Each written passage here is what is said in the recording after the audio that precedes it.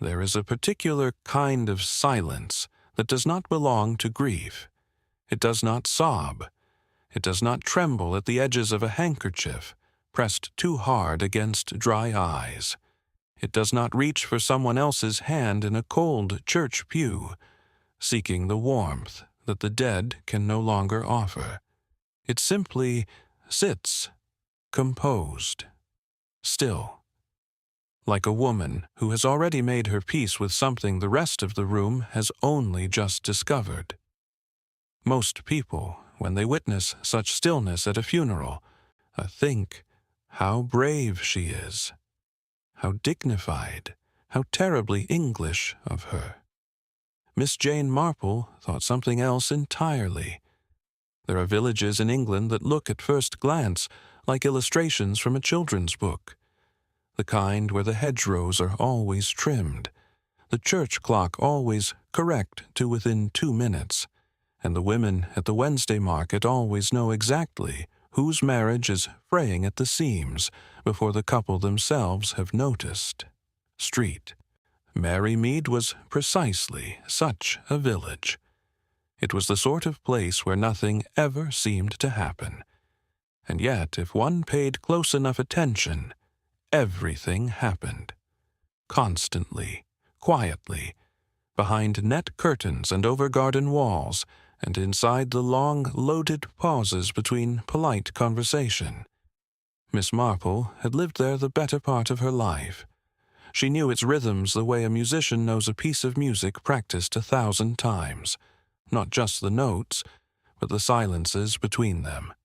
She knew which silence meant contentment and which meant concealment. She knew the difference between a man who forgot to say good morning and a man who had decided, very deliberately, never to say it again. She was, in the words of her nephew Raymond, who was fond of her in that slightly embarrassed way that literary young men are fond of their elderly relatives, frighteningly perceptive for someone who claims to do nothing but garden. Raymond was not wrong, though Miss Marple would have said she did a great deal more than garden. She watched. It was on a Tuesday in late October, that gray, amber-edged month when the year begins to suspect it is dying, that Lady Constance Frew was found dead in the upstairs bedroom of Frew House, the largest and most drafty property on the eastern edge of St. Mary Mead. She was 71 years old. She had been a widow for 9 years. She had a weak heart, a strong opinion on the proper way to serve cucumber sandwiches, and, as would shortly become a matter of some importance, a will that had been revised 3 times in the past 18 months. Dr. Aubrey Fitch arrived at Frew House within the hour. He was a compact, efficient man, with small hands and a manner that suggested he considered most human inconveniences, illness, emotion, inconvenient timing, to be largely avoidable with proper self-discipline. He examined Lady Frew with the brisk thoroughness of a man who has already formed his conclusion and is merely gathering evidence to support it, signed the death certificate before the kettle in the kitchen had finished cooling, and was back in his motor car by 11:30. Cardiac failure, he wrote. Natural causes. The village accepted it. Of course they did. Lady Frew had, after all, a weak heart. Everyone knew that. She had mentioned it herself on numerous occasions, at the church fete, at the Hendersons' dinner, at the little gathering Mrs. Proctor had hosted for the harvest appeal. Lady Frew and her heart were almost inseparable subjects. So when she died of it, who could be surprised? The Reverend Thomas Holloway conducted the funeral service 4 days later, on a morning so overcast that the light inside the church had the flat, colorless quality of old pewter. He spoke well. He always spoke well. His voice was one of those deep, considered instruments that made even ordinary sentences feel weighted with meaning, and the congregation left feeling that Lady Constance Frew had been, if not exactly beloved, then at least properly mourned. They filed out into the churchyard in twos and threes, breath clouding in the cold air, gloved hands clasped together, eyes red-rimmed and politely averted from one another's grief. Miss Marple stood near the yew tree at the far end of the path, a dark wool coat buttoned to the throat, her knitting bag hanging over one arm. She had brought it out of habit, and immediately thought better of producing it. She was watching, as she always watched, not the coffin, not the vicar, not the freshly turned earth. She was watching Mrs. Edith Holloway. The vicar's wife stood 3 rows back from the grave. She was a neat, soft-spoken woman of perhaps 50, with mouse-brown hair going silver at the temples, and a face that had once, many years ago, been rather pretty. She wore a black coat that fit her slightly too loosely, as though she had lost weight recently, the way people do when they have been carrying something heavy for a long time.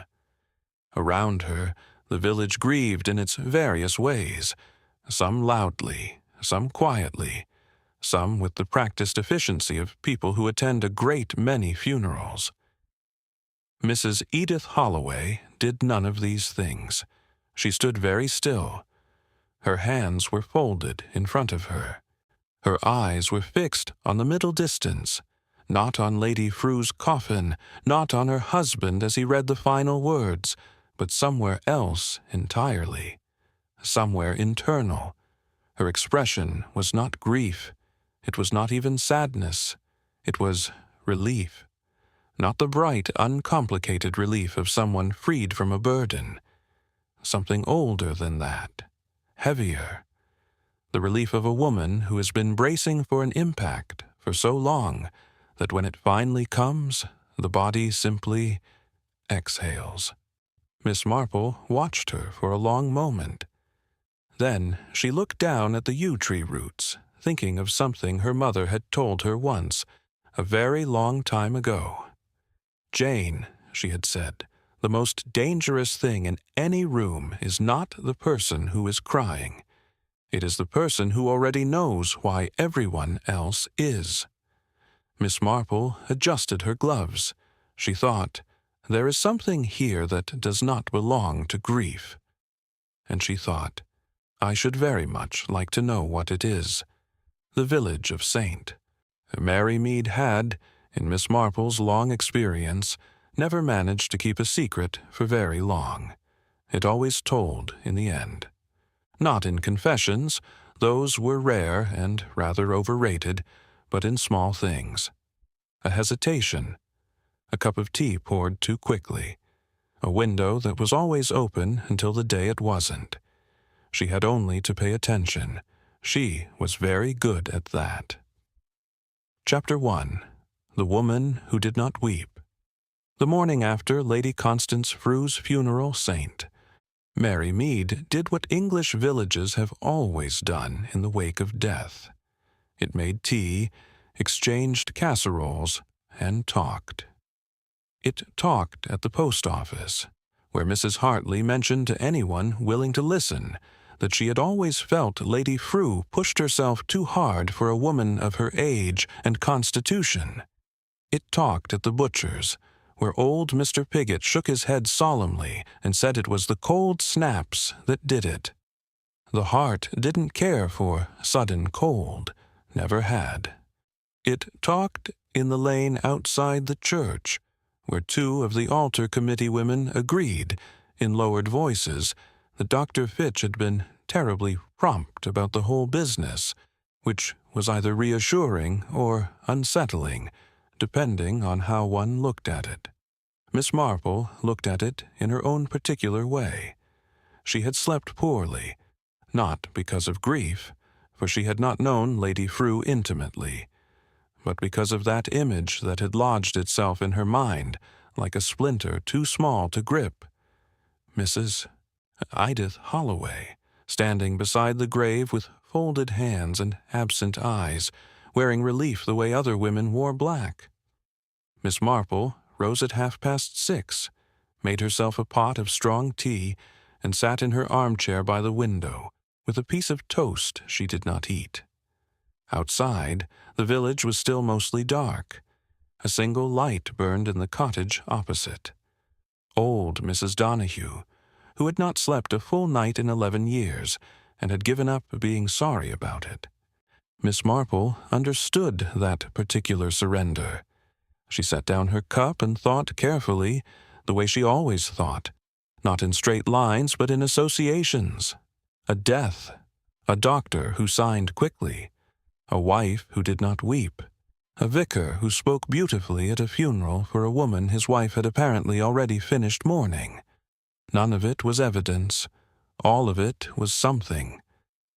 By 9 o'clock she had put on her coat, collected her gardening gloves from the hook by the back door, and walked the length of Church Lane toward Frew House. Not to investigate. She would never have called it that, at least not aloud. She was simply taking a walk. Autumn was her favorite season for walking. The hedgerows were interesting. Frew House stood at the end of a gravel drive, a large, slightly faded Victorian property with too many chimneys and not enough warmth. The garden had been well kept once. Miss Marple could see the bones of a serious gardener's ambition in the layout of the beds. But in recent years it had grown softer, less disciplined, as though the will to maintain it had slowly leaked away. Rather like its mistress, Miss Marple thought, and then felt immediately unkind for thinking it. Agnes Tully answered the door. She was a young woman of perhaps 25, thin, with reddish hair scraped back severely, and the kind of eyes that have seen something they cannot unsee. She wore her uniform with the mechanical precision of someone performing a role she has almost forgotten the purpose of, and she looked at Miss Marple with the careful blankness of a person who has learned at some cost not to show what she is thinking. "Miss Marple," she said, neither warmly nor coldly. "Good morning, Agnes. I've brought these." Miss Marple held up a small pot of bramble jelly. She had made a great quantity of it in September, and had been finding reasons to distribute it ever since. "I thought the house might be in need of provisions, with all the arrangements of the past few days. Is there anything to be done? I'm rather at a loose end this morning." It was a transparent excuse. Both women knew it. Agnes stood aside and let her in anyway. The inside of Frew House smelled of old flowers, and something underneath them, something sharper, antiseptic, that a house retains long after the doctor has left. Miss Marple noticed it and said nothing. She followed Agnes through to the kitchen, where a pot of something sat cooling on the stove, and the table held the comfortable disorder of a household still absorbing a loss. "I suppose there's a great deal to sort through," Miss Marple said, settling herself at the kitchen table with the ease of a woman who understands that kitchens are where the truth lives. "Was she much changed toward the end? Lady Frew, I mean. I hadn't seen her in several weeks." Agnes set the kettle on. "She was quieter," she said after a pause. "These last months she was quieter." "Quieter how?" Another pause. Agnes had a talent for pauses, the kind that are not empty but full, packed tight with things not being said. She used to have people around more. Visitors. She liked company. She measured tea into the pot with unnecessary attention, but lately she'd stopped that, kept to herself, kept to her room, really. Was she unwell? Dr. Fitch said her heart was giving her trouble. Agnes said this in a voice that was perfectly flat. Not disagreeing, not agreeing, simply delivering a sentence from a great distance. Miss Marple looked at her hands in her lap for a moment. Then she said very gently, "And what did you think? A hagness?" The girl went still. Just for a moment, a fraction of a second, something crossed her face that was not blankness. Then the kettle began its whistle, and she turned away. "I think," Agnes said carefully, pouring water with a steady hand, "that Lady Frew was a woman who knew her own mind, and that she'd been worried about something these last few months." She set the teapot on the table and met Miss Marple's eyes briefly. "I don't know what." She didn't say. Miss Marple smiled, that mild, unremarkable smile that people always underestimated. "Of course," she said. "More tea, I think." But she had heard it. In the pause, in the careful flatness of "I don't know what." She had heard the shape of what was missing. Agnes Tully knew something. And she was very, very frightened. Miss Marple walked home through the lane at 10:30, the autumn light thin and cool around her. Her gloves still clean, her bramble jelly left behind on a stranger's kitchen table. She thought about quiet women. She thought about frightened girls. She thought about doctors who signed their names quickly, and vicars who spoke beautifully at funerals. She thought about Mrs. Edith Holloway's hands, folded so still beside the grave. And she thought, someone in this village is sleeping very badly tonight. And it is not from grief. Chapter 2. Tea, Roses, and Quiet Questions. There is an art to asking questions without appearing to ask them.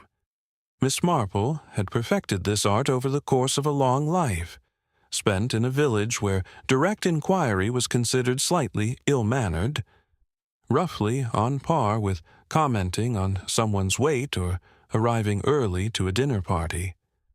One did not simply ask. One created the conditions under which people felt moved to tell you things of their own accord, as naturally as a river finds the sea. The instrument of choice was almost always tea. She began with Mrs. Patricia Doyle, who lived in the yellow cottage at the top of Church Lane, and had been Lady Frew's nearest neighbor for 16 years. Mrs. Doyle was a sociable woman in her mid-60s with an enthusiastic garden and an even more enthusiastic memory for detail. The sort of woman who could tell you precisely what her neighbor had been wearing on any given Tuesday in September, including the brooch. Miss Marple arrived at 3:30 on Wednesday afternoon with a cutting from her white climbing rose, the one Mrs. Doyle had admired over the fence the previous summer, and an expression of complete innocence. They were seated with their tea within 10 minutes.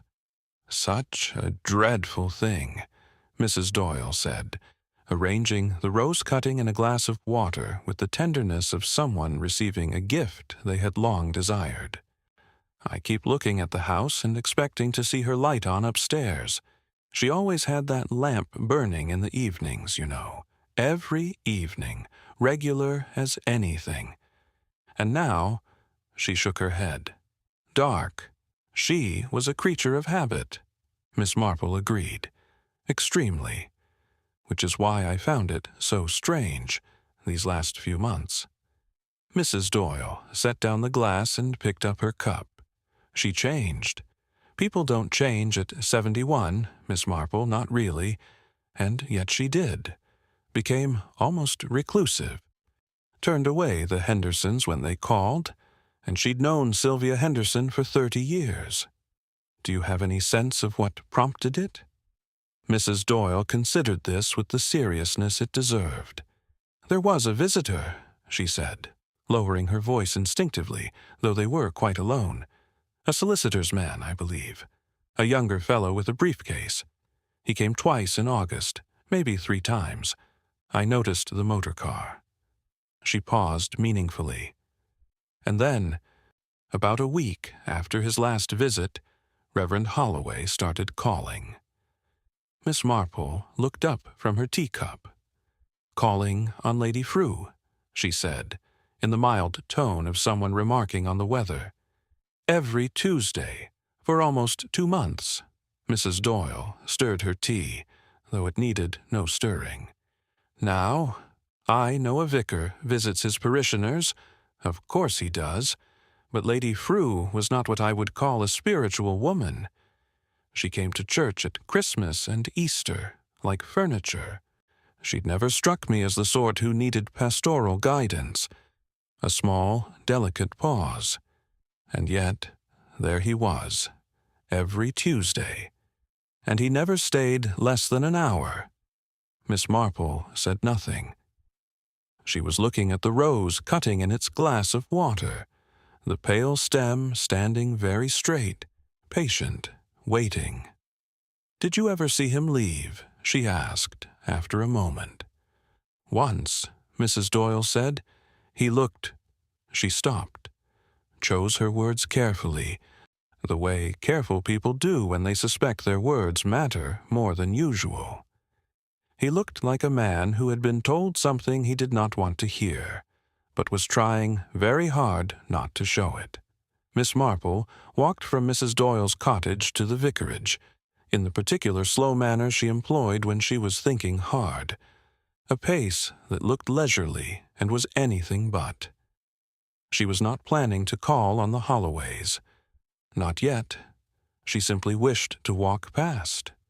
The vicarage was a solidly built Georgian house, set back from the lane by a modest front garden that had, in recent seasons, been allowed to go slightly to seed.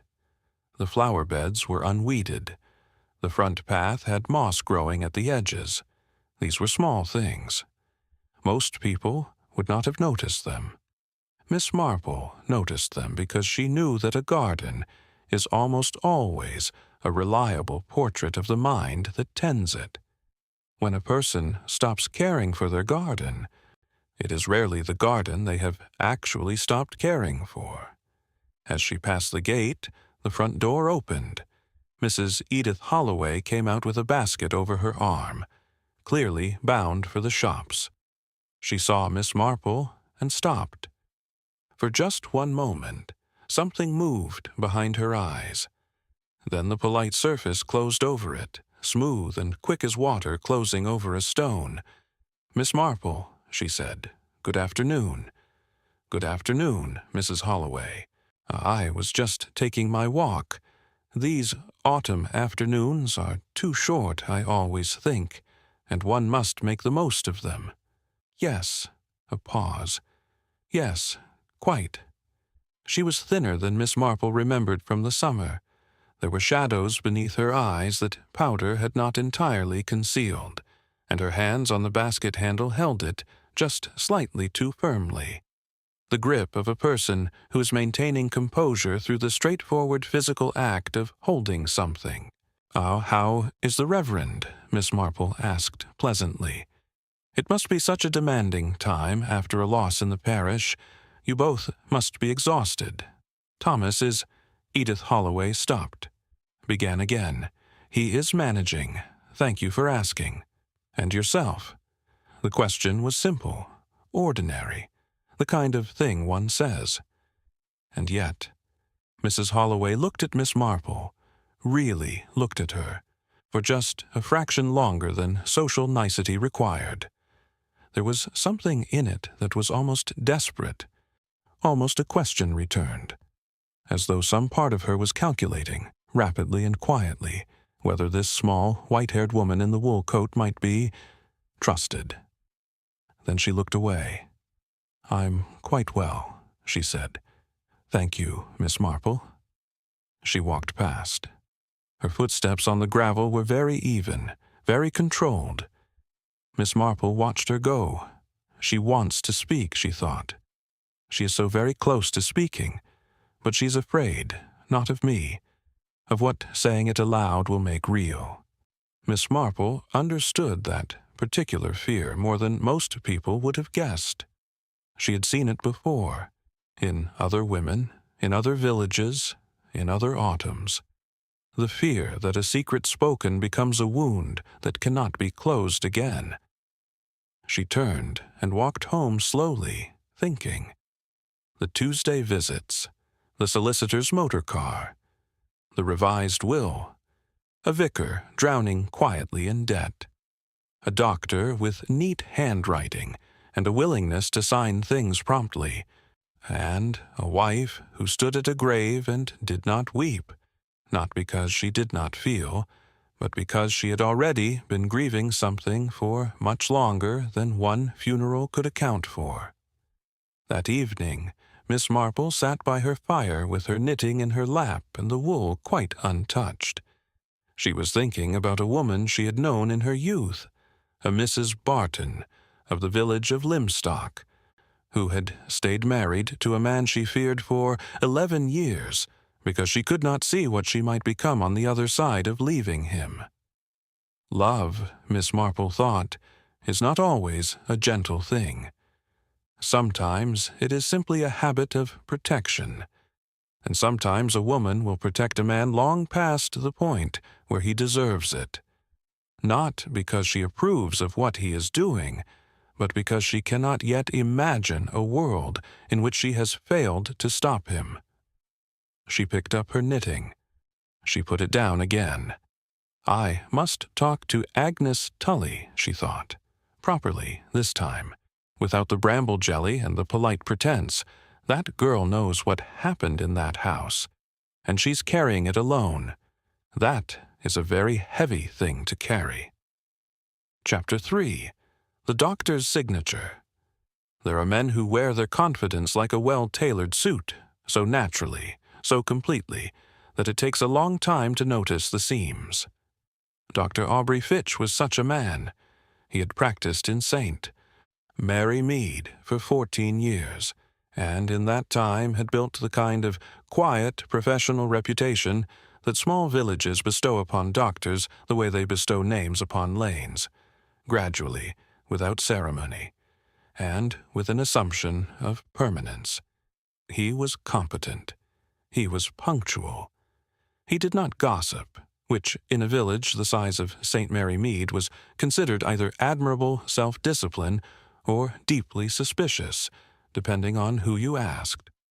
Miss Marple had always found his silences slightly too deliberate. She did not go to him directly. That would have been clumsy, and Miss Marple was never clumsy.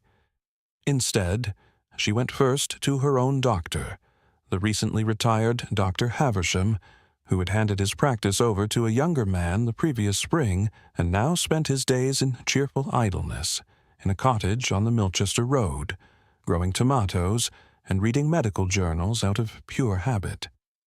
Dr. Havisham was 73. He had known Miss Marple for 30 of those years, and had long since given up pretending that her social calls were ever entirely social. "You want to talk about Constance Frew," he said, when she had been seated approximately 4 minutes, and had not yet touched her shortbread. "I want to talk about cardiac failure," Miss Marple said pleasantly, "in a general sense." Dr. Havisham leaned back in his chair with the expression of a man settling in for something interesting. "Go on." If a woman of 71, known to have a weak heart, were to die in the night, would that always be straightforward, medically speaking? Not always, no. He folded his hands.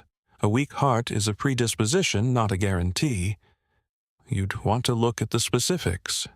Was she on medication? Had her condition changed recently? Were there any other symptoms in the days prior? And if a doctor arrived, examined her, and signed the certificate within, let us say, 40 minutes of being called. A small pause. That would be quick. Would it be too quick? Dr. Havisham looked at her over his glasses for a long moment. It would depend, he said carefully, on how confident the doctor was in his conclusion before he arrived. Miss Marple said nothing. She let that sentence sit in the room between them, doing its quiet work. She was on digitalis, Dr. Havisham said after a moment. His voice had shifted, lighter in tone, more precise. The way doctors' voices shift when they stop being social and start being doctors. Lady Frew. I treated her briefly 3 years ago, before Fitch took over her care. Moderate dosage, managed well. He paused. Digitalis is an interesting medication, Miss Marple. In what sense? In the sense that it is also, in excess, a poison. He said it quietly, without drama. The symptoms of digitalis toxicity and the symptoms of natural cardiac failure can be, in a cursory examination, remarkably similar. Nausea, arrhythmia. The heart simply stops. He looked at the window, where his tomato plants stood in their careful rows. If one were not specifically looking for it, one might very easily miss it. And if one were not inclined to look for it? Dr. Havisham met her eyes. Then one certainly would. Miss Marple left his cottage 20 minutes later, and walked the long way into the village, through the field path that ran behind the church. The ground was soft with recent rain, and the sky was the color of an old pewter dish, flat, lightless, the kind of sky that sits on a landscape rather than above it. She was thinking about digitalis. It was, as Dr. Havisham had said, an interesting medication, derived from foxglove, that tall, elegant, entirely deadly garden plant that grew so cheerfully in English borders, looking for all the world like something from a children's fairy tale. Lady Frew had almost certainly grown it in her own garden, once. Most women of her generation did, without the faintest awareness of its properties. The irony of being killed by something from one's own flower bed was not lost on Miss Marple, though she was careful not to call it irony just yet. She had no proof. What she had was a doctor, who signed quickly, and a medication that could be misused by someone who understood it. Dr. Fitch understood it entirely. She saw him that same afternoon, by chance, or what appeared to be chance, which, in Miss Marple's experience, was rarely the same thing as actual chance. He was coming out of the pharmacy on the high street, a brown paper bag under his arm, his hat pulled down against the October wind. He saw her and nodded with the brisk efficiency of a man who has allocated exactly 2 seconds to this interaction and intends to spend no more. "Dr. Fitch," Miss Marple said warmly, as though she had been hoping to encounter him. "I am so glad.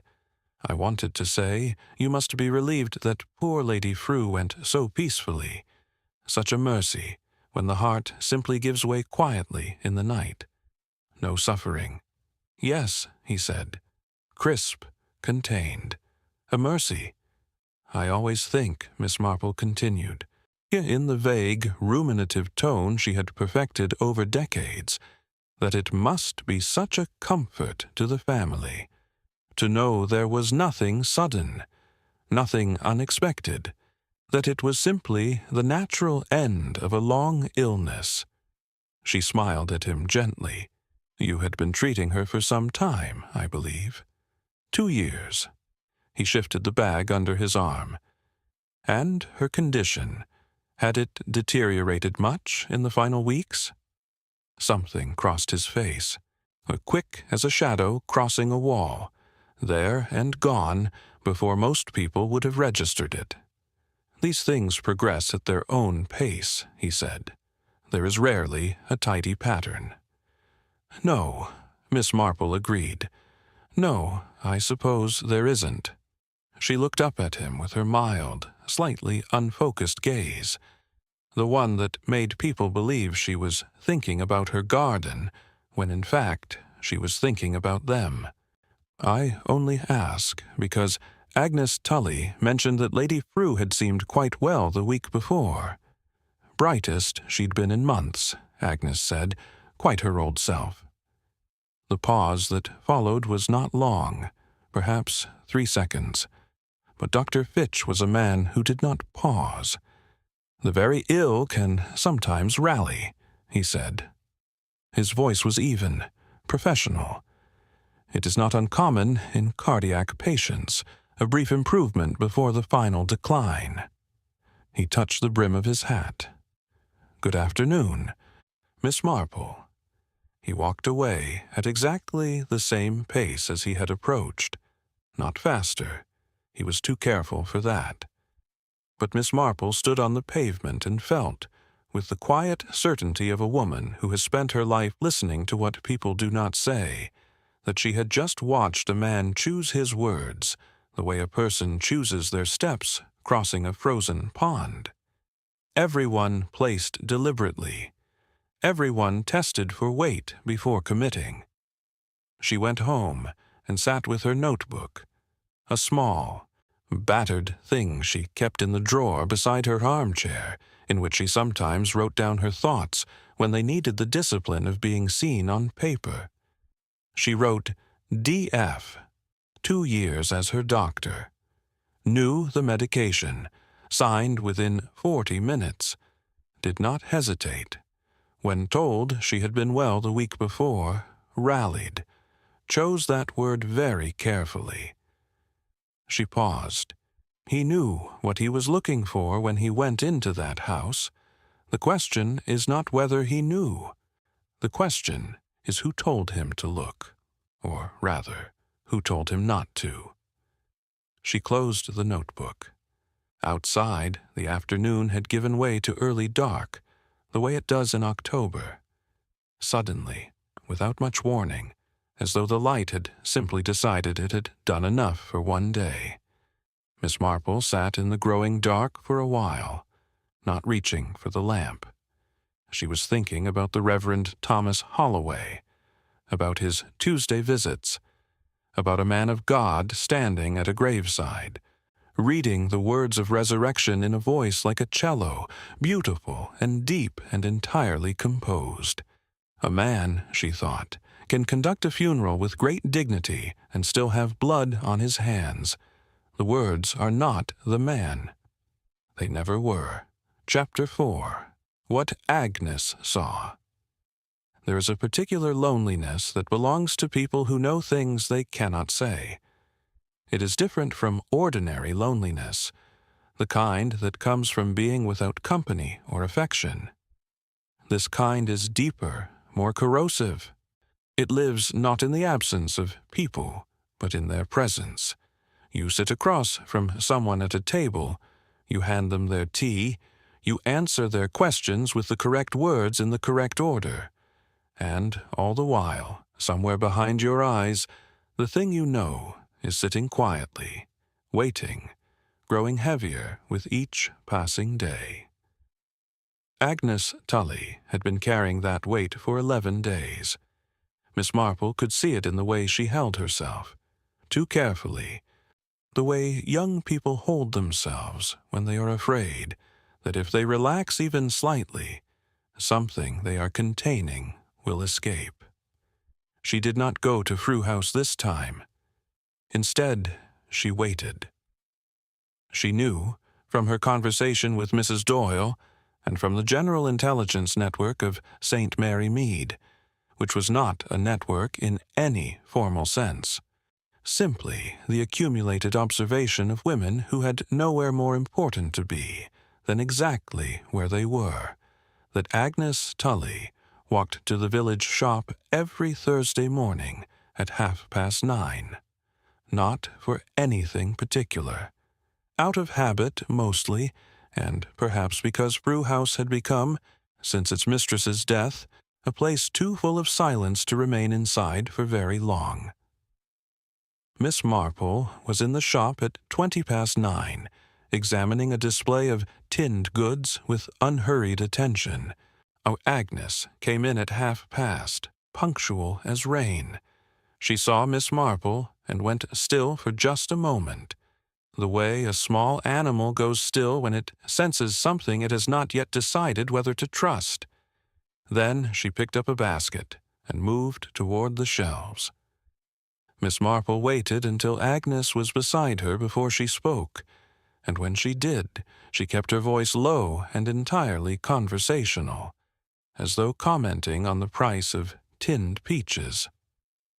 "Agnes," she said, "I wonder if you might walk back with me. I have rather a lot of packages, and my wrist has been troublesome this week." She held up her left hand with an expression of mild, elderly inconvenience. "These autumn damps." Agnes looked at her. Miss Marple looked back, not with urgency, not with pressure, but with the steady, patient warmth of someone who has sat with frightened people before, and understands that the worst thing one can do is hurry them. "All right," Agnes said quietly. "I'll just be a minute." They walked back along the lane that ran behind the church wall, away from the high street and its traffic of ears. The sky was pale and high, the air sharp with wood smoke from somewhere nearby. Agnes walked with her basket over her arm and her eyes on the path, and for a while neither of them spoke. Miss Marple did not fill the silence. She had learned long ago that silence is not a problem to be solved. It is sometimes the only space in which the truth feels safe enough to move. It was Agnes who broke it. "You're not just asking about her health, are you?" she said. Not a question. A statement made in the flat, careful voice of someone who has been waiting to say it. "No," Miss Marple said simply. "I'm not." Another stretch of silence. The church wall ran beside them, old stone dark with damp, the yew tree visible above it. "I don't know what I saw," Agnes said. "Tell me what you think you saw," Miss Marple replied. "That is usually a more useful place to begin." Agnes stopped walking. She stood with her basket clutched in both hands now, her knuckles showing white, and she looked not at Miss Marple, but at the church wall, as though she were addressing it, as though it were easier to say the thing to stone than to a person. "It was a Wednesday night," she said, "about 3 weeks before she died. I couldn't sleep. I never sleep well in that house. The pipes make noises, and I came downstairs for a glass of water. Just past midnight it was." She paused. "There was a light under Lady Frew's door. That wasn't unusual. She sometimes read late, yes, but—" Agnes stopped again. Her jaw tightened. There were voices. Miss Marple waited. 2 voices. Hers and a man's. I couldn't hear the words. The door's thick oak. You'd have to press your ear right against it. And I didn't. I didn't want to." She said this quickly, with a kind of defiance, as though expecting to be judged for not having listened harder. But the tone of it. Lady Frew's voice she was frightened. I'd never heard her frightened before. She was not a woman who frightened easily. And the man's voice? Low, very low. I couldn't tell whose it was, not for certain. A pause that lasted several seconds. But I saw him leave. Miss Marple looked at her steadily. I'd gone back to the foot of the stairs. I thought I'd just wait, make sure everything was all right before I went back up. And the door opened, and he came out, and he went down the hall to the back door. Agnes's voice had dropped to nearly a whisper now. He didn't see me. I was in the shadow of the stairs. He was carrying his bag. His bag, Miss Marple repeated gently. A doctor's bag, Agnes said. Black leather, the old-fashioned kind with the clasp at the top. The 2 women stood in the lane without speaking for a moment. A bicycle went past on the road beyond, its rider oblivious. Somewhere a rook called once, twice, and fell silent. Agnes, Miss Marple said very quietly, after that night, did Lady Frew seem different to you? Agnes turned to look at her for the first time since she had begun speaking, and Miss Marple saw in her face something she had seen before in women of all ages and all stations, the particular exhausted look of someone who has been hoping someone else would ask them exactly this question for a very long time. She was worse, Agnes said. From that night on, she was worse. She said it was her heart playing up. She said Dr. Fitch had adjusted her medication and it would take time to settle. Her voice caught, just slightly, just enough. She trusted him. She'd trusted him for 2 years. She had no reason not to. No, Miss Marple said, she didn't. I told myself it was nothing. Agnes was speaking faster now, the words coming with the urgency of water through a cracked dam. I told myself it was just a night visit. It wasn't unheard of. He'd been called out for other patients at odd hours, I knew that. I told myself I was being foolish, imagining things. She pressed her lips together hard. I'm very good at telling myself things. So are most people, Miss Marple said without judgment. It is usually how we survive. Agnes looked at her. Something in her face changed, the tightly held composure loosening just slightly at the edges, like frost beginning to melt. She was kind to me, she said, and her voice was suddenly younger, stripped of its careful control. Lady Frew. She wasn't always easy, and she could be sharp when she was tired, but she was kind. She gave me her mother's sewing box when she found out I liked to sew. She remembered my birthday. Agnes stopped, swallowed. She didn't deserve to be frightened in her own bedroom at midnight. No, Miss Marple said. She did not. They stood together in the lane, the two of them, the old woman and the young one, and the wood smoke drifted past them, and the rook did not call again. "Will you help me?" Agnes asked. Very small, very direct. Miss Marple looked at her with an expression that was not quite a smile, and not quite something else. Something older and quieter, and more serious than a smile. "I have already begun," she said. She walked home alone after that, through the back lane, past the churchyard gate. She paused at the gate for a moment and looked through the iron bars at the grave, the new one, still bare of grass, Lady Frew's name not yet carved properly into the stone. Just a temporary marker, white and plain. A doctor's bag, she thought. At midnight, 3 weeks before she died, and afterward a woman who had been managing, who had been, according to Agnes, the brightest she had been in months, suddenly declining. Suddenly cooperative with her own ending. The picture was becoming clearer. It was not a comfortable picture. Miss Marple walked on, her footsteps quiet on the wet lane, and thought about a man who carried a black bag and visited at midnight and left through the back door, and about another man who might have asked him to go. There are 2 of them in this, she thought. The one who had the means, and the one who had the need. And between them, a woman who knew, and a woman who suspected, and a woman who was dead. 3 women, she thought, and all 3 silenced, in their own particular way. That, Miss Marple decided, was quite enough. Chapter 5. The Reverend's Ledger. There is a particular cruelty in a good man's fall, not because it is unexpected. Goodness, in Miss Marple's long experience, was rarely as permanent as people like to believe, but because of the wreckage it leaves behind, not just in the world, but in the man himself, in the space between what he believed himself to be and what he had, in a moment of desperation, allowed himself to become.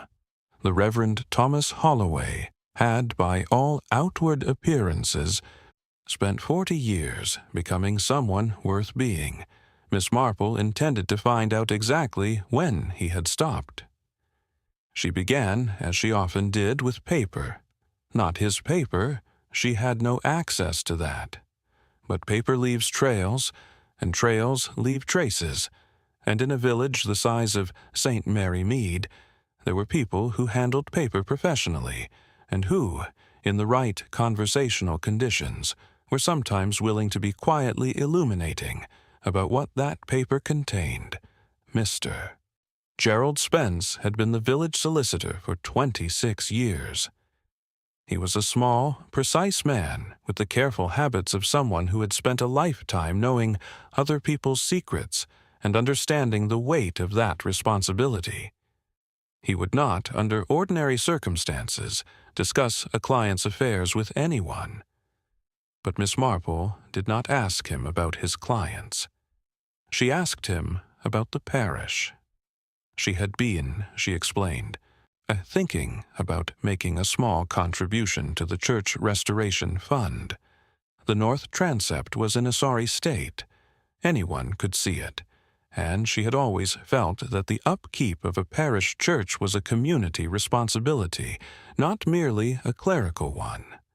She wondered in her vague, inquiring way whether the fund was being properly administered, whether there was proper oversight, whether, given the recent bereavement of Lady Frew, who had, as everyone knew, been very generous to the church, there might be some uncertainty about what had been promised and what had been formally committed. Mr. Spence listened to all of this with the expression of a man who is hearing several questions disguised as one statement. Then he said carefully, "I would not wish to speak to anything that is currently in process." "Of course not," Miss Marple agreed. "But I can say, in general terms, that a verbal commitment and a legal commitment are not the same thing, and that a will which has been revised, even recently revised, is not a will until it has been properly executed." Miss Marple looked at him. "Has Lady Frew's will been properly executed?" A very small pause.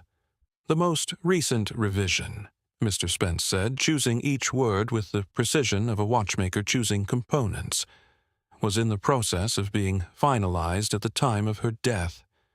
It had not yet been signed." The room was very quiet. "So the previous version stands," Miss Marple said. "The previous version stands." She thanked him for the tea she had not asked for and had not received, and left. Outside on the pavement, the October wind had picked up, sending leaves skittering along the gutter in small, urgent spirals.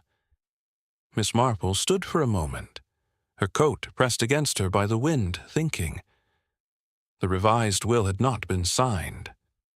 Lady Frew had intended to leave a substantial sum to the parish church, had discussed it, committed to it verbally, perhaps in the presence of the Reverend Holloway himself during one of those Tuesday visits, had arranged for the solicitor's man to come twice in August, perhaps 3 times, to draw up the paperwork, and then had died before she could sign it.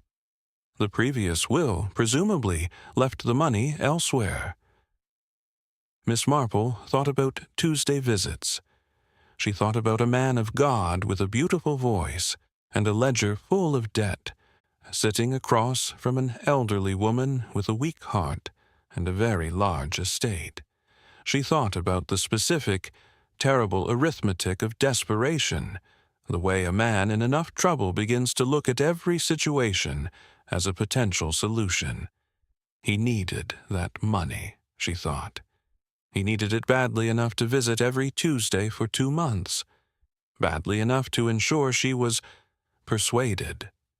And when persuasion had not moved quickly enough, when the will remained unsigned, when Lady Frew had perhaps expressed hesitation, perhaps changed her mind about the full amount, he had found another way to ensure the matter was resolved. Except the will was not signed, which meant, Miss Marple thought slowly, that it had all been for nothing. She stood very still on the pavement and felt, beneath her careful analytical process, the thing she always tried to keep separate from it, the simple, human sorrow of it. A woman dead, and the man who had arranged her death left with nothing to show for it. There was a cold, terrible justice in that, and no justice at all. She needed to know the extent of the debts. This was more difficult territory than a solicitor's careful hints. Financial information was among the most jealously guarded in any English village, more private than infidelity, more shameful than illness.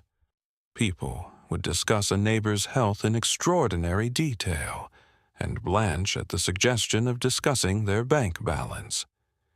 But Miss Marple knew someone who had, some 18 months ago, lent a small sum to a local tradesman who had mentioned, in passing, that he was waiting on payment from the vicarage for some repair work done the previous winter.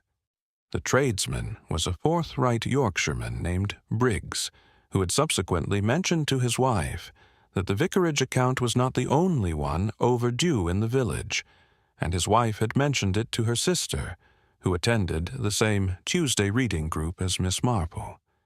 It was, she thought, remarkable what one could assemble from the threads of ordinary conversation. She called on the reading group's Mrs. Fellows that afternoon with the pretense of returning a borrowed book. She had been meaning to return it for 3 weeks, and had simply required the appropriate occasion. Mrs. Fellows was a generous gossip with a good heart and an imperfect awareness of when she was being gently guided.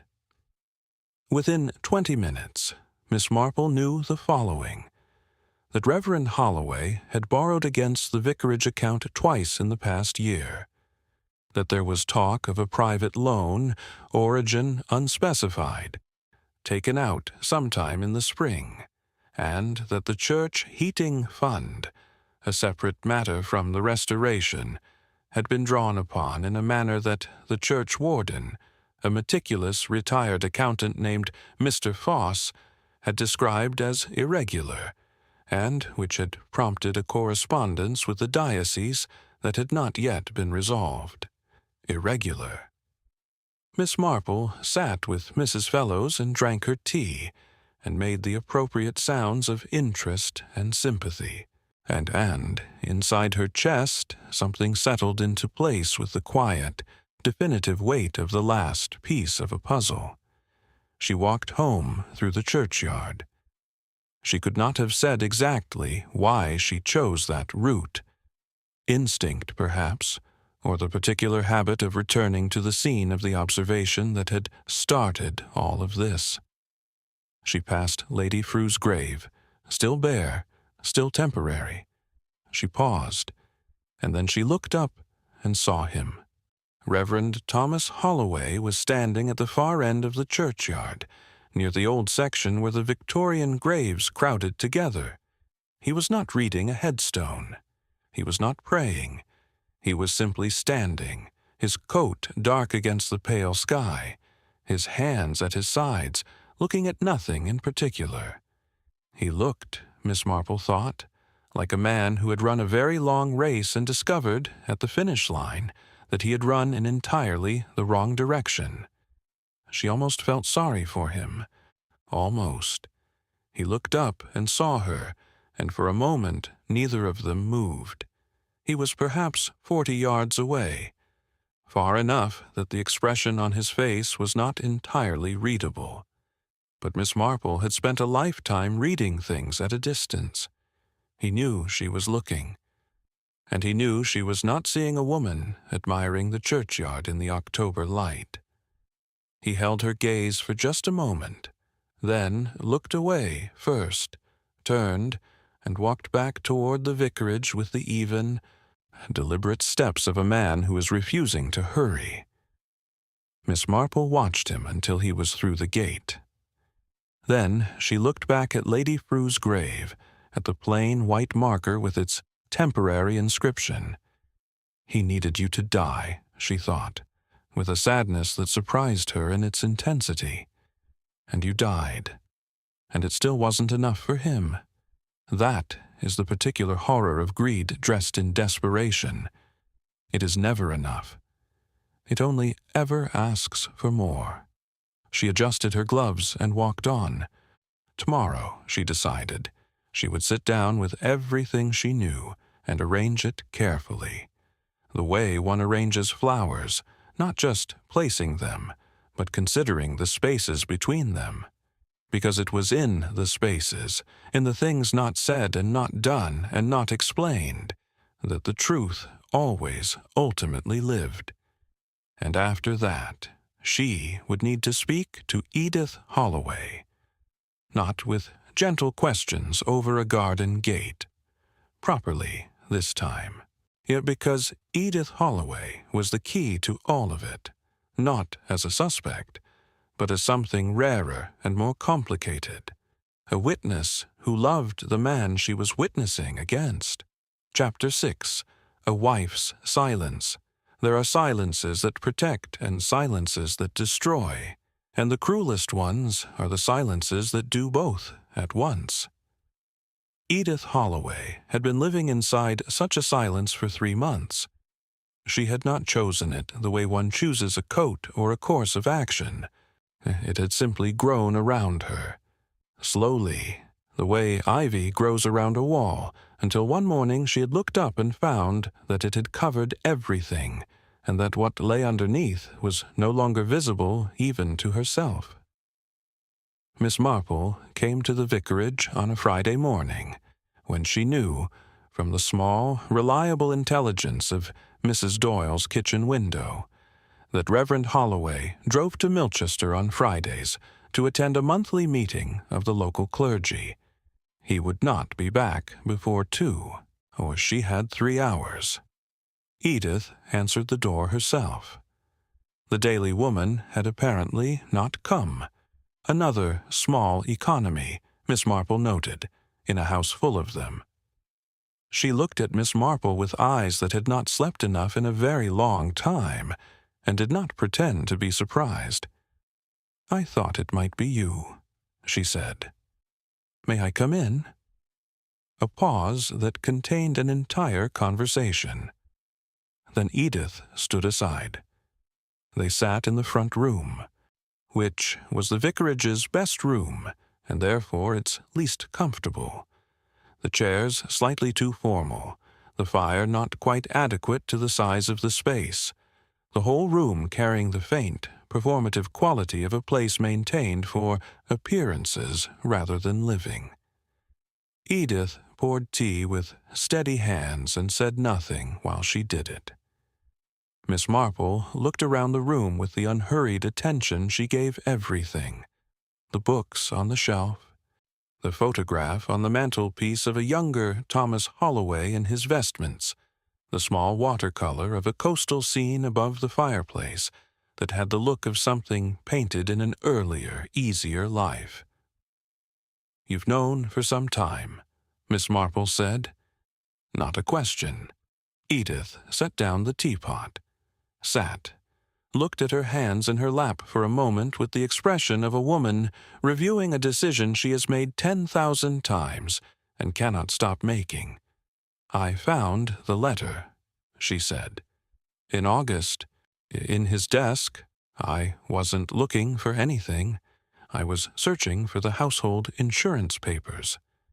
The letter was from Dr. Fitch." She stopped. It wasn't explicit. It was careful, but I understood it. "What did you understand?" "That they had reached an arrangement." The word arrangement came out very quietly, as though she did not have quite enough air for it. That Thomas had gone to Fitch, had asked him to manage things, with Lady Frew's medication. She pressed her lips together. I understood that my husband had asked another man to kill someone. The fire shifted in the grate. Outside, a cart went past on the road. "What did you do?" Miss Marple asked. I confronted him. Her voice did not waver, which cost her something. Miss Marple could see the cost of it in the rigid line of her shoulders. That same evening, I told him I had read it. I told him he had to stop, that whatever had been arranged had to be undone, that he had to go to Fitch and call it off.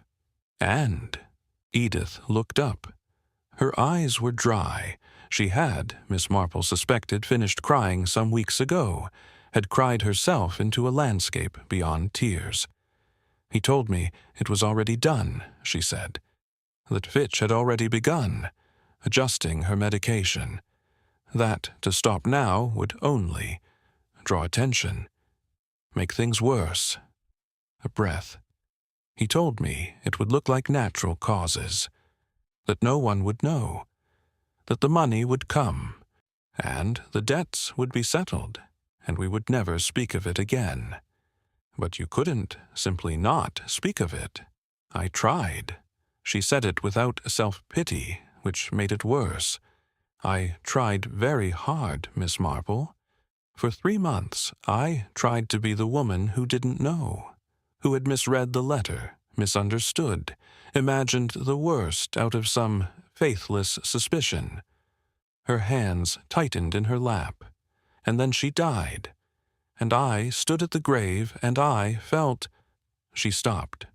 "Relief," Miss Marple said, very gently.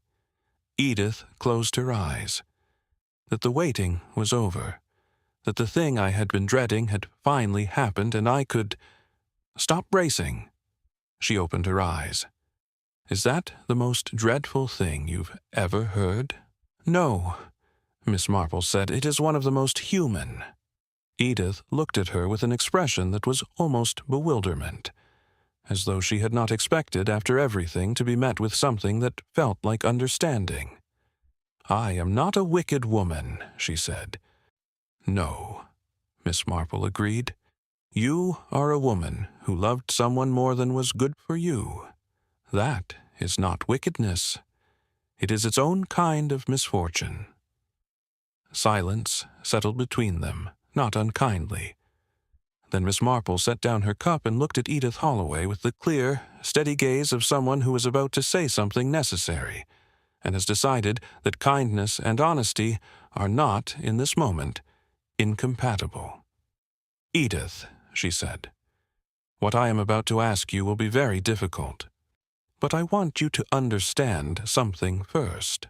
She paused. Lady Constance Frew was frightened in her own bedroom at midnight. She trusted her doctor. She died believing herself simply unwell, never knowing that the man adjusting her medicine had been asked to do so by a man she had welcomed into her home every Tuesday for 2 months. Edith said nothing, but her face had changed, stripped now of its careful composure, down to something rawer underneath. "She deserves better than a quiet grave and a closed verdict," Miss Marple said. "And I rather think so do you." The clock on the mantelpiece ticked steadily. Edith Holloway looked at the photograph of her husband on the mantelpiece for a long moment. That younger man in his vestments caught in a moment before whatever had gone wrong inside him had gone wrong. Then she looked away from it. "What do you need me to do?" she asked. Part 7. Miss Marple lays the cards. There is a moment in every unraveling when the thread, pulled long enough, finally gives. Miss Marple had learned over many years and many such unravelings not to pull too hard. The thread had to come willingly, or as willingly as truth ever comes, which is rarely without resistance and never without cost. She arranged the meeting for the following Monday, not at the vicarage, not at Frew House. She chose her own sitting room, and deliberately neutral ground that was not quite neutral, because it was hers, and because she had found that people said more honest things in small, warm rooms with familiar furniture than they ever said in formal spaces designed to impress. She invited 3 people. Agnes Tully came first, 10 minutes early, and sat in the chair nearest the door with her hands folded tightly in her lap. She had dressed carefully, as though for something important, which it was. Edith Holloway arrived exactly on time. She and Agnes exchanged a look, 2 women who had each been carrying the same secret from different angles, meeting properly for the first time. Something passed between them. Not words. Recognition. Inspector Grimes of the Milchester Constabulary arrived last, slightly out of breath, having been summoned by a letter from Miss Marple that was pleasant in tone and absolutely immovable in implication. He was a practical man who had dealt with Miss Marple once before, and had learned at some professional cost not to underestimate her. He took the remaining chair and accepted tea with the expression of a man who has suspended his skepticism as a temporary measure. Miss Marple stood at the fireplace, not dramatically, simply because it was warm, and laid it out. She did not use theatrical language. She did not build to a climax.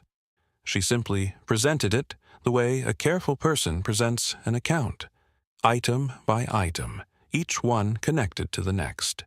Nothing asserted without foundation. Lady Frew, the revised will, unsigned, the Tuesday visits, the debts, Dr. Fitch's midnight call, witnessed by Agnes, who described what she had seen in a clear, steady voice that did not waver once, the rapid death certificate. Dr. Haversham's quiet observations about digitalis, Fitch's pavement conversation, and his chosen word, rallied, deployed with the precision of a man papering over something. And finally, Edith. Edith spoke quietly. She described the letter she had found in her husband's desk. She described the confrontation. She described what Thomas had told her. It is already done, with the flatness of someone reciting words they have heard in their head every night for 3 months. Inspector Grimes had stopped drinking his tea some time before she finished. When the room went quiet, he sat forward and asked several questions, precise, professional, and received precise, professional answers.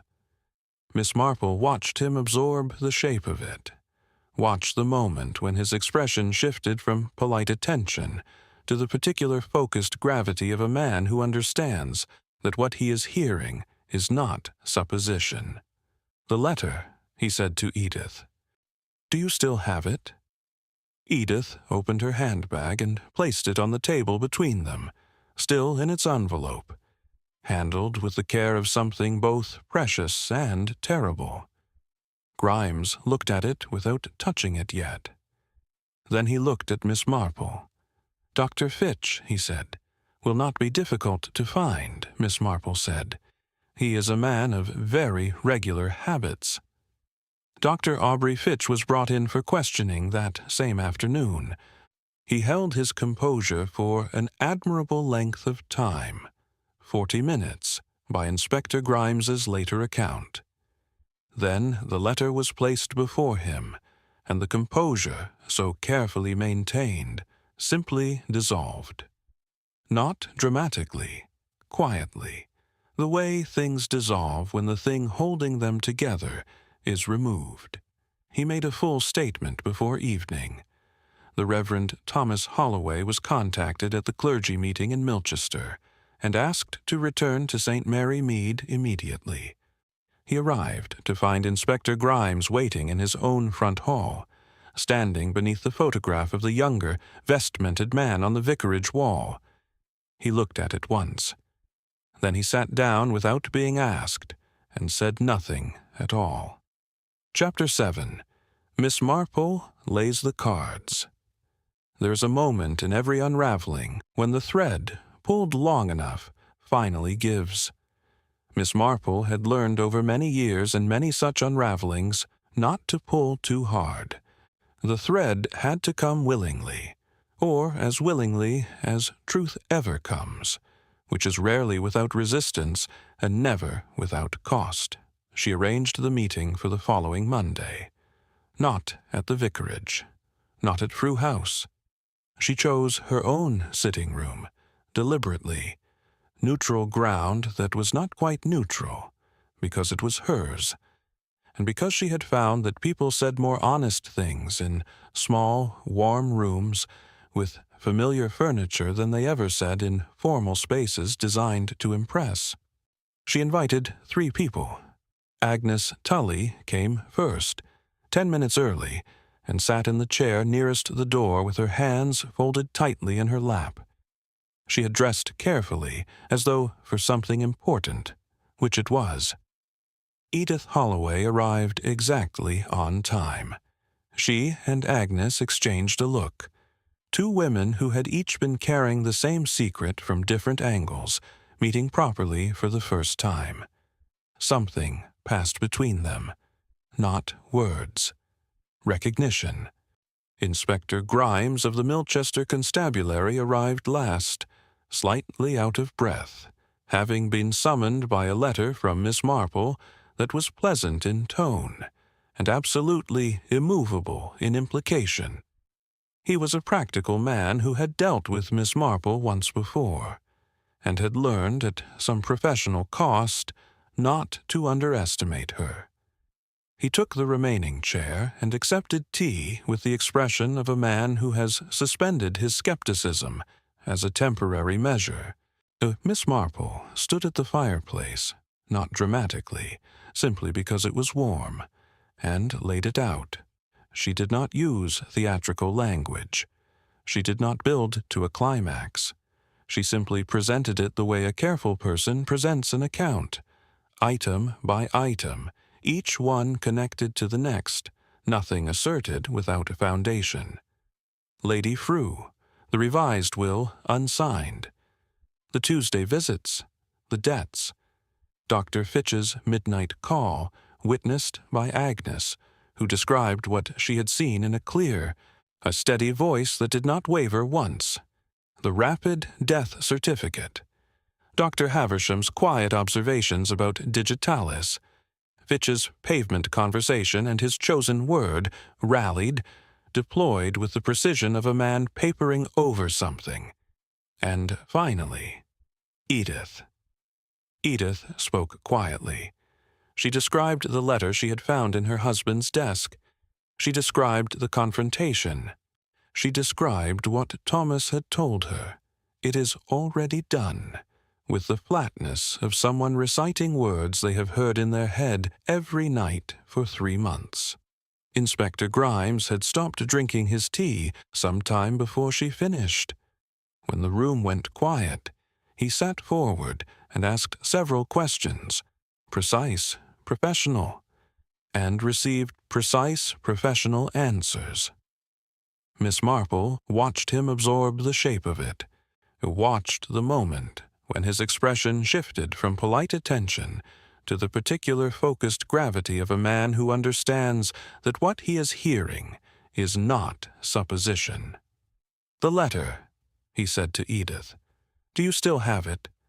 Edith opened her handbag and placed it on the table between them, still in its envelope, handled with the care of something both precious and terrible. Grimes looked at it without touching it yet. Then he looked at Miss Marple. "Dr. Fitch," he said, "will not be difficult to find," Miss Marple said. "He is a man of very regular habits." Dr. Aubrey Fitch was brought in for questioning that same afternoon. He held his composure for an admirable length of time, 40 minutes, by Inspector Grimes's later account. Then the letter was placed before him, and the composure, so carefully maintained, simply dissolved. Not dramatically, quietly. the way things dissolve when the thing holding them together is removed. He made a full statement before evening. The Reverend Thomas Holloway was contacted at the clergy meeting in Milchester and asked to return to St. Mary Mead immediately. He arrived to find Inspector Grimes waiting in his own front hall, standing beneath the photograph of the younger, vestmented man on the vicarage wall. He looked at it once. Then he sat down without being asked, and said nothing at all. Chapter 8. The letter he left behind. There is a particular quality to a village after a storm. Not the dramatic kind of storm, not thunder and flooding, and the kind of weather that makes headlines in the county paper. The quiet kind, the kind that moves through a community like a slow tide, rearranging things that cannot be put back the way they were, leaving the landscape recognizably itself, but fundamentally altered in ways that only those who knew it before can fully measure. St. Mary Mead had that quality now. It went about its business. The post office opened. The butcher hung his sign. The women of the altar committee discussed the state of the north transept. But underneath the ordinary surface of it, everything had shifted slightly. The way a room shifts when a piece of furniture that has always been in one corner is quietly removed, and you keep reaching for something that is no longer there. Dr. Aubrey Fitch was formally charged on a Wednesday. The village received the news with the particular stunned silence of people who had half suspected something and had been hoping very much to be wrong. Mrs. Doyle sat down when she heard it. The pharmacist on the high street closed early. Even Mr. Piggott at the butcher's, who had an opinion on everything, found himself without words for the better part of an afternoon. 14 years. He had been their doctor for 14 years. He had treated their colds and their broken bones and their difficult winters. He had sat at bedsides and signed prescriptions, and been, in all the ways that a village doctor is counted on to be, reliable. And all the while, Miss Marple heard about the charge from Inspector Grimes, who telephoned her at 9:30 that morning, and delivered the information with the brisk efficiency of a man discharging an obligation he had already decided to honor. The letter was sufficient to open the investigation, he said. Combined with Miss Tully's statement and Dr. Haversham's observations about the medication, we have enough to proceed. A pause. We'll be exhuming Lady Frew. Yes, Miss Marple said. I thought you would. It was well done, Miss Marple. He said it with the slight reluctance of a professional man complimenting someone outside his profession. The whole business, it was well done. It was simply a matter of paying attention, she said, which is, I find, always the matter. The Reverend Thomas Holloway left St. Mary Mead on a Thursday. He was not charged, not immediately, and perhaps not ever, though Inspector Grimes had made it clear that the question of his involvement remained open. The letter was Fitch's letter, written in Fitch's hand, and what could be proven of Holloway's direct instruction was a matter that would occupy lawyers for considerably longer than Miss Marple had any interest in waiting. But he left. He left a letter on the vicarage hall table, not for the police, not for the diocese, not for any of the people who would shortly be asking a great many difficult questions. He left it for Edith. Edith showed it to Miss Marple 2 days later, standing in Miss Marple's front garden in the pale November light, the envelope held loosely in one hand, as though she had been carrying it long enough that it had lost its weight. It was not a long letter. 3 paragraphs. The handwriting was his usual hand. Clear, considered, the handwriting of a man who had been trained to write for an audience. It said that he was sorry. It said that he had told himself, for a long time, that he had done what he had done for both of them, for the debts, for the house, for the life they had built, but that he understood now that this had been a convenient lie, and that the truth was simpler and less forgivable. It said, at the end, God may forgive me. I am not certain that he should. Edith folded it carefully and put it back in the envelope. He always wrote well, she said, without particular expression. Yes, Miss Marple agreed. They stood together for a moment in the garden, where the last of the autumn roses had gone brown at the edges, holding on past their proper season with the quiet stubbornness of things that do not know they are finished. "What will you do?" Miss Marple asked. Edith considered this with the seriousness of a woman who has only recently rediscovered that the future is something she is permitted to consider. "My sister is in Gloucestershire," she said. "She has been asking me to visit for years." A small pause. "I think I will go. For a while, at least." She looked at the garden, at the overgrown beds, the mossy path. "I won't miss this house," she said. "I thought I would, but I find that I won't." Miss Marple nodded. She understood that particular discovery, the moment when a life you had shaped yourself around reveals itself to have been, in some essential way, not yours at all. "Agnes?" she asked. "She has a position in Milchester. A good family, I'm told. She starts in January." Edith almost smiled, the first approximation of a smile Miss Marple had seen on her face. "She deserves something good." "She does," Miss Marple agreed. "She was very brave." "She was terrified," Edith said. "Yes," Miss Marple said, "that is what brave usually looks like in my experience. Not the absence of fear, just the decision to speak in spite of it." Agnes came to say goodbye on a Saturday morning, appearing at Miss Marple's door with a small paper bag of shortbread biscuits she had made herself, and the slightly fierce expression of someone determined not to be emotional about a thing they are entirely emotional about.